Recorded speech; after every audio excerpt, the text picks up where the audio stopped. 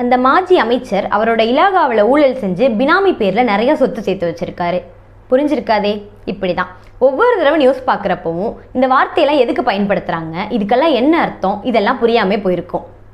மாஜி, இந்த மாஜிங்கிறது ஹிந்தியிலேருந்து வந்த ஒரு சொல். இதுக்கு தமிழில் முன்னாள் அப்படின்னு அர்த்தம். இந்த மாஜி அமைச்சர்னா முன்னாள் அமைச்சர் அப்படின்னு குறிக்குது.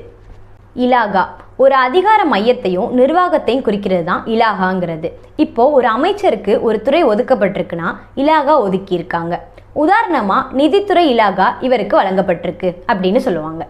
பினாமி ஒருத்தர் தாம் பேரில் அதிகமாக சொத்து வாங்க முடியாத இடத்துல தன்னோட உறவினர்கள், உதவியாளர்கள், ஓட்டுநர்கள் அவங்க பேரில் சொத்துக்களை வாங்கி குவிப்பாங்க.